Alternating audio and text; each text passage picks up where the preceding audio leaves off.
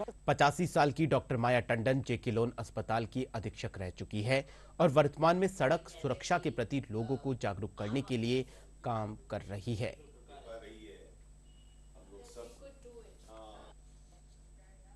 पढ़ा लिखा के कर दिया लेकिन कर पाए वो हाँ नहीं फिर करने अभी आज तो वहाँ परेड चल रही।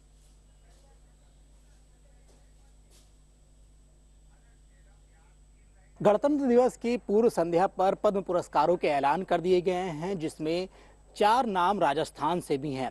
उन नामों में जो 4 नामों में से एक नाम है माया टंडन, इस वक्त हमारे साथ मौजूद है। हम सीधा उनसे बात करेंगे। मैडम, सबसे पहले तो आपको बहुत बहुत शुभकामनाएं पद्मश्री अवार्ड पाने की। बहुत बहुत धन्यवाद। मैडम, हम आपसे जानना चाहेंगे कि जिस चीज़ के लिए आपको पद्म पुरस्कार दिया गया है, पद्मश्री से नवाजा गया है, आप क्या काम करती थी? सबसे पहले तो ये बताएं। सड़क सुरक्षा और जीवन रक्षा एक गवर्नमेंट ऑफ इंडिया का नारा है, जिसमें से सड़क सुरक्षा के बारे में तो सबको जानकारी होती है, लेकिन जीवन रक्षा प्रणाली के बारे में किसी को जानकारी नहीं होती है, क्योंकि ये मेडिकल सब्जेक्ट ही है।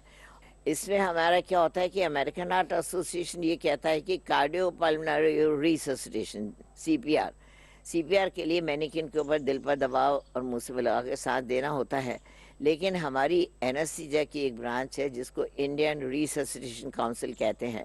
उन्होंने 2017 में कहा कि हमारी जनता अधिकतर गांव के अंदर रहती है और उसको मुंह से मिला के सांस देने की का प्रशिक्षण आसानी से नहीं आ सकेगा, इसलिए हम सिर्फ 120 बार दिल पर दबाव देने से ही जान बचाएंगे। उसको COLS यानी कंप्रेशन ओनली लाइफ सपोर्ट कहा जाता है, वो हम देते हैं। आजकल सारे लोग हम इसी में विश्वास करते हैं।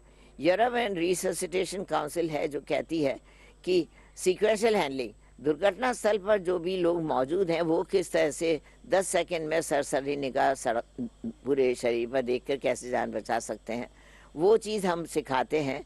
जिसमें ये है कि अगर किसी को हाथ या पैर कट जाए तो उसको हाथ पैर को प्लास्टिक की थैली में डाल के मुंह बंद कर दो और फिर ठंडे पानी के अंदर डाल के प्लास्टिक सर्जरी ऑपरेशन की जहाँ सुविधा है वहाँ लेके जाओ, तो 6 घंटे के अंदर अंदर अगर ऑपरेशन हो जाए तो उसकी जान वो लिम्ब वापस जुड़ सकता है। बहुत बड़ी चीज़ है।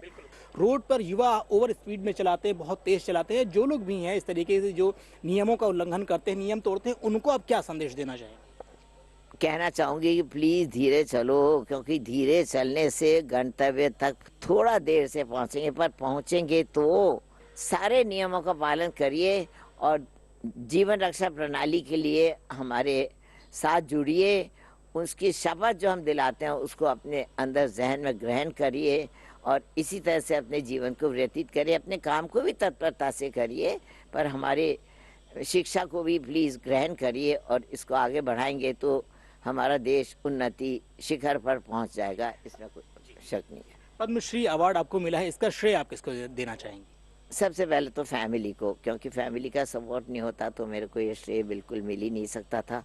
दूसरा, मेरे ऑफिस के सारे लोगों को ही जाना चाहूँगी और गवर्नमेंट डिपार्टमेंट जितने हैं उनको भी, नॉन गवर्नमेंट NGOs भी जितने, सबों ने मेरे को तो सबों ने ही सपोर्ट किया है। हमसे बात करने के लिए बहुत बहुत धन्यवाद। आप धन्यवाद, बहुत बहुत धन्यवाद।